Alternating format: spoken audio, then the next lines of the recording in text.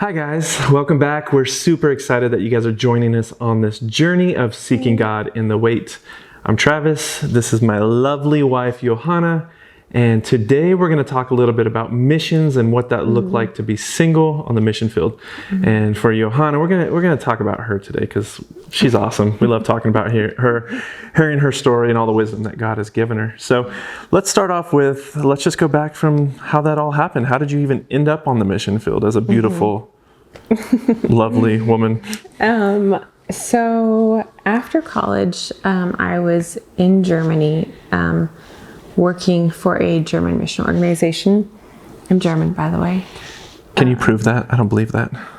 Yes, you know I'm German. Okay, let's hear a little German. German passport. Say Travis is awesome and he's my amazing husband. Can we get that in German? Travis ist der Beste und ist mein wundervoller Mann.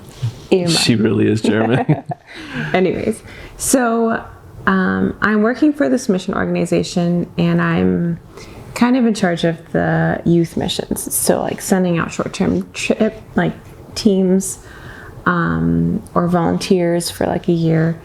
And I'm loving it. And at the same time, I'm just kind of getting like this desire, more and more, this desire of going onto the mission field myself was growing. But I knew that I shouldn't just go because I felt like it, but I really needed to go only if God really called me to go, because the mission field just isn't, it's not an adventure, although sometimes it feels adventurous, but it's not just, oh, let me go have a great time, you know. It's not a movie adventure. Right. It's a real life adventure. Yes. It's not as glamorous as being a missionary in Africa sounds. Like that sounds kind of, you know, wow. But it's more like, whoa, that's, you know, it's an intense thing. So I knew working for a mission organization and being in touch with a lot of missionaries that it's an intense, you know, you're on the front line. And so I always said, you know, I would never go out as a missionary unless I really felt like God was calling me to do that. So Which is very smart. I was working there for 2 years, and this is where I had kind of renewed or just found my way back to the Lord after a season of kind of running from Him. And I am just in love with God. Like I'm like spending time with Him and just seeking Him and really enjoying my relationship with Him. I'm still single at this point in the game, and I start praying and I'm like, Lord, I felt like a stirring of this isn't your place anymore. And I knew it was my place because it was office work and I'm just not an office person. I knew it wasn't going to be a long-term thing, but I just feel the stirring inside of me, a restlessness, if you may. And I'm asking the Lord and I'm like, what, you know, God, what is it that you have for me next? What's my next step? Where do you want me to go? And I'm thinking of, you know, what I could be doing, and people are suggesting things that I could be doing, and they all sounded good and great, but it just nothing seemed to resonate within me. So I just keep praying and praying and praying, and it's like a couple of months of like just really praying and seeking God and feeling restless. And one day I remember I was getting ready for work, and I kind of broke down before the Lord, and I was like, God, I feel like I'm seeking you, and I'm asking for answers, and I'm wanting to know what you have for me, but you're not speaking to me, or you're not showing me. And I said, Lord, you know, what is it? And I just really felt like he was saying, hey, stop asking, just listen for me. So I go to work that day, and that was actually the day that one of my, actually he's one of my mentors and a good friend, and he worked with us on the at the mission organization. He approaches me and he said, hey, I I have a question for you. Do you have some time? And I said, sure. What is it? And he said, that we've been planning this project in Malawi in Africa, and we're starting up a new orphan care center there. And I'd known about this project that they were doing because it was in remembrance of one of my really good friends who actually is a martyr. She died for her faith out on the mission field, and her desire was always to start up her own orphan care center in Malawi one day. So they were planning this in her remembrance. And he said, would you be interested in joining a small team of people to start up that center? And I was like, I thought you were looking for missionaries. And he's like, yeah, we are. But we're looking for people who are, kind of flexible, ready to go sooner than later, And you're single, hey. And we thought, because you're single. Yeah, and pretty much, it was a team of, 4 people. We were all single and ready, kind of ready to go. And I said, well, what does that even look like? How do you start an orphan care center? I've never done it. What's the process? And he just kind of explained that in a little bit. And as he's talking, I'm praying, and I was like, okay, God, is this your voice, or is this just another good idea, or is this what you're really, is this what you're calling me to do? And he's talking and sharing, and the more he shares this vision of what they were wanting to do there, I felt like that vision started growing within me, and it started taking hold, and I just was getting so excited, and there was this excitement and this peace. Both of that kind of came along with as he was sharing that with me. And at the end, I just kind of looked at him and I said, well, I will pray about it. Give me some time, but there would be nothing more that I would love to do than just love on these children. So I took some time, prayed about it, and talked to my parents a couple weeks later, and it just was a big green light in a lot of ways. I had so much peace about it, peace that didn't make sense because one, I wasn't really prepared. I wasn't like, well, I'm a professional orphan care center opener. I'd never done this before. My degree's in psychology. I can go and psychoanalyze all these little kids, but how do we do an orphanage? Yeah. So, right. Which, came in handy, I think, just in working with traumatized children. But vision just grew inside of my heart. And I think it was, we were talking about this an episode or 2 episodes ago, how when you start, taking the focus off of yourself and off of me and what am I doing and how am I and start focusing on God and your relationship with Him and what He has for you, it just fills you with so much purpose and so much fulfillment. And there's a deep fulfillment in that. And so I prepare, and I think 9 months later, I was on the mission field. Yeah, we were a small team of 4 people, and yeah. So what were your thoughts as you were going out? Because I know for me on the mission field, you're walking into the unknown, and part of your heart's desire is to be married, but now you're like, shoot, do I got to give up that dream, that desire? Well, actually, when I told my parents that I wanted to go, and my dad was like, well,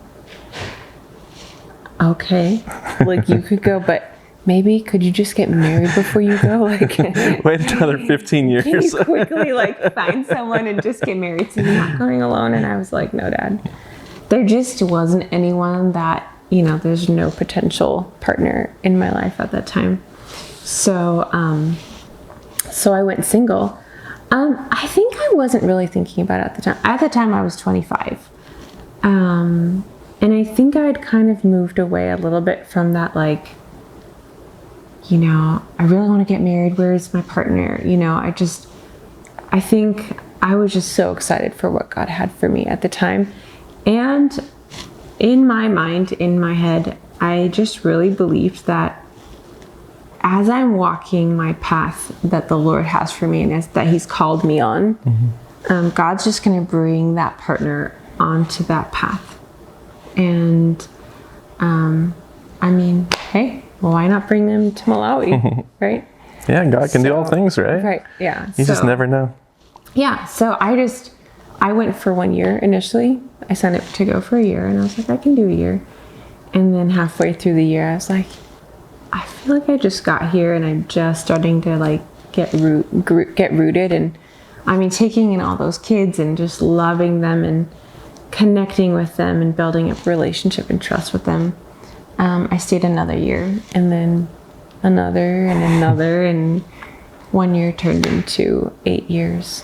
8 years on the mission field in Africa. Yeah. Yeah. Yeah. So, yeah, it was a really, really sweet time. It was a very challenging time. There were things that we had to do as a team that I just never dreamt in my entire life I would be doing, like changing a tire of a Land Cruiser. Out in the middle of nowhere. No, I think things like meeting up with village chiefs to discuss, the future of a child, or dealing with children who were involved in witchcraft, or, and this is, I mean, you're walking into a totally different culture. Like, this is not even close to what Germany's like, or like the Western countries are like. And it's just, I mean, Malawi is one of the poorest countries in the world, so it's very, it's a beautiful, wonderful country with amazing people, and they call it the warm heart of Africa. So it's just, it's lovely. The people are lovely, but it's also just very underdeveloped. Just a lot of poverty, a lot of brokenness, broken families. And just a lot of children, a lot of orphans, sadly, due to, the death of their parents mostly. So. So you had to learn quite a bit, I'm sure, because like you said, you're not a professional orphan care center starter. Like, that's just not a thing that's out there. But as you were taking a leap of faith, you're walking into this not knowing what was going to happen, pretty much giving up all desires and saying, God, I trust you with my entire life. Yeah. That's not something that you commonly see. Like, hey, let's go give up everything. So that's kind of totally opposite to what like the world says. The world says you need to continue to go to these bars, you need to continue to go here, go to church, go to these things, go to these things. But that's like the total opposite. You did the total opposite. It was like you decided, hey, God is who He is. He is in control of my life. He can do all things. And He's trustworthy. And He is trustworthy, and you've seen that countless times in your life. For sure, yeah. And it wasn't that, all 8 years I was like, God's got this. As far as marriage goes, I definitely still had that desire. And I think as the years went on, I remember maybe like halfway through, feeling like God had like picked me up and dropped me off in Africa, and then kind of forgot about me then. I was like, hello, it's me, I'm still here. Over here. Don't forget about me. Like, over here. And that, when, like, am I still going to get married? I wasn't meeting a ton of people that I felt like I could connect with. And again, even people in my culture, right. People that I, Because mixing, like, I don't think maybe people understand like the differences in cultures and trying to mix cultures. Like you and I, if you were like grew up in Germany, that would still be a different culture. We'd still have to connect on some level. But since you had American influence, it was a little bit easier. But I mean, an African culture versus a Western culture is totally different. So even looking at, let's say there was a man of interest over there, like now you have to take into account like not just who they are, but what does the culture say? For sure. Yeah. Right. And what were some of the battles with that? With like intercultural? Right. It was specifically to African culture and your culture, like, let's say there was a guy that was interested in pursuing you, like what were some of the things that you were looking at? Well, I think I love the Malawian people. But to be honest, there just wasn't that level of interest, I guess. The random guy on the street would be like, marry me, just because I was white. And you're beautiful. But it just, I think I was there with a purpose and a mission. And there were definitely some of my friends, some people that I've known have dated and married on the mission field, have married Malawians, and they make it work, even though the cultures are so very different. And I think that's where you just have to be really aware of that you're in an intercultural marriage or relationship. Which just adds another level to marriage. Not that it can't be done or whatever. It's just another level. Yeah. It's just a very different factor to consider. I think even family cultures are different within a country. You've got interracial marriages within a country, and that's also different. But then there's intercultural, and it's just something that I think you need to be aware of and realize, especially in communication. So you gave up pretty much everything, ended up staying out there for eight years, which is a very long time. And most people would look at you and be like, hey, this is your prime, right? This is the prime of your life. This is when you need to be out there looking for a guy. This is your opportunity. But for you decided instead, I'm going to give up my prime and walk into a place and trust God in the mission field. But I'm sure you had some things that you struggled with. Yeah, for sure. Like I said, I think being out there, being on the mission field, even having to do a lot of hard things without a life partner, without a man on my side who would do the hard change things. Out your tires and carry all my bags and change your oil and do all the man work. Right. Thankfully we had men on the mission field, but it definitely, there were often times where I had wished to have a partner, or where I'd seen relationships in other missionaries or people around me where I thought, they have a beautiful marriage, and where I think that desire kept rising up. It's kind of one of those things where the desire rises up and you feel stronger, God, I desire this and I long for this, and you pray for it and hope and wish for it. And then there's other times where it's not in your focus, where it wasn't in my focus because I was busy serving and doing and organizing and, just really being involved in ministry. So I think being on the mission field, I think being in ministry, and I think being surrounded by community and people really helped me not sink into this despair of not being married and not, and struggling to, have it become a struggle that makes me bitter and angry. Because I am very relational. That I need people in my life, and I remember she loves everybody. Everybody loves her. And I remember one of my professors in counseling, he had looked at my personality test that I had done, and he said, "You're an extremely relational person. You're on the the extreme end of it." He said, "How have you survived not being married and having your own children until now? How has that been for you? Has that been such a struggle for you?" And I said, yes, but not extremely. And I said, I think it's because I live with people. I have community. I didn't live on my own. I was living, in, what do you call it in English? In a house with, a couple of people. You can just say it in German. Everybody will understand in einer WG. And I was busy, I think, just doing what God had called me to do, And I think that kept me, pouring into people And that's such a rewarding and fulfilling thing. So the mission field actually, it's an opportunity.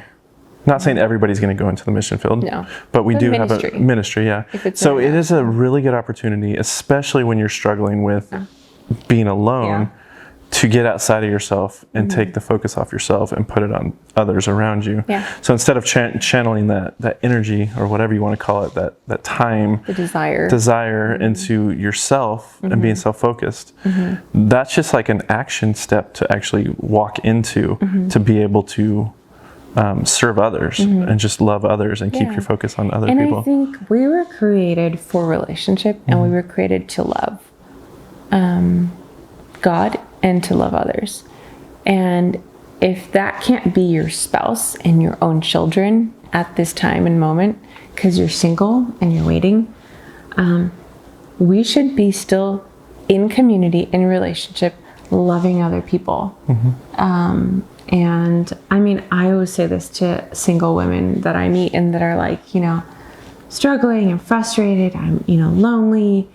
And I just ask, are you in community? Like, who are you living with? Are you living on your own? Why don't you move in and live with a couple of other girls, or at least one other person? Are you involved in ministry? Where can you, get involved in a kids ministry? If you desire to have children, like, get involved in a kids ministry and love on children there. There's so many people that need love and need God's love, and we have that love to give. And if we don't have it to give to our own children, our own husband, our own family, let's be giving it, we should be in ministry anyways, but especially if we're in that season where we feel like lonely and unfulfilled, and this is my greatest desire on earth right now is to be married. Like, get plugged in and start serving. And I think, and what I would say, just on a practical note, right? Because life is just practical, is this idea of like, when you are doing that, technically what you're doing is you're learning how to live with another person, or learning how to deal with another person, or whatever. Like, be selfless. Be selfless. Because really, when you get married, the more selfish you are, the harder your relationship is, and the harder your marriage will be. The more selfless you are, the better it is. And if you're totally selfless, and always trying to outdo one another in love, right, and trying to put the other person before you, like, people's needs are always met, because you're thinking of them and they're thinking of you. So you learned a lot on the mission field, and I can see, again, I didn't know you from before, but just knowing who you are now, it's like, thank God she went to the mission field and didn't waste her life chasing after guys, because that has really like infiltrated our marriage, and like created and allowed us to experience such an amazing marriage. And so again, the whole point of this is to encourage you guys to say, hey, what are you doing while you're waiting for that next big thing? Of course, our focus is single people, just because we were single for so long and we had so much experience in it. But there's always something out there that you're waiting for. And the question is, what are you doing? Are you just waiting? Life's going to pass you by, right? Or are you actually getting out there and serving, loving others, and doing so much more with your life? Like my pastor said in the last episode, either in 4 years you're going to be have done nothing in that 4 years and look back and be like, I did nothing. Or in 4 years, you're going to look back and be like, wow, look at all the things that I did. But that takes steps, that takes a leap of faith and saying, God, what do you want me to do? So again, we just want to encourage you. We're super excited that you guys are joining us on this journey. And there's so much more to talk about. So we hope that you guys continue to join us. And if you have any questions for us, anything that you want us to talk about, any topics, anything that we've touched on that you want us to expand on, just let us know, and we'd love to share a little bit more. Just leave a comment, or we'll put information in the description so you guys can contact us. All right, God bless you guys. Take care.